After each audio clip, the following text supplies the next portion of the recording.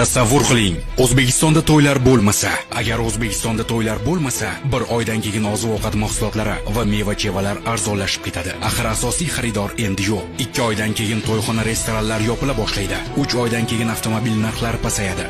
Bozor endilikda hech kimga kerak bo'lmay qolgan Gelandewagen, Range Rover va Mercedeslarga to'lib ketadi. 1 yildan keyin o'zbekistonliklar to'plagan pullarni qayergadir sarflash kerakligi haqida o'ylab qolishadi. 1,5 yildan keyin tovarlar sifati yaxshilanadi. Odamlar talabchan bo'lib boradi. Axir endi ular o'zlari uchun xarid qilishadi. Kimningdir to'yiga sovg'a qilib yuborish uchun emas. 2 yildan keyin iqtisodiyotda sezilarli o'sish ro'y beradi. To'y sanoat ishbilarmonlari o'zlari uchun yangi hisoblangan, aholi va iqtisodiyot uchun esa ko'proq foyda keltiradigan biznes turlarini kashf qiladilar. 3 yildan keyin oxirgi soxta qo'shiqchi yo'qoladi.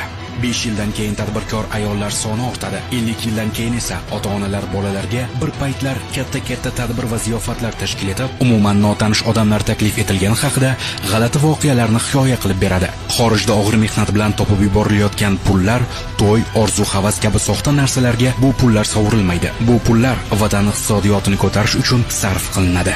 Vatan, millat chinakam boyishni boshlaydi. Asosiysi endi to'y qachon degan savollar bo'lmaydi.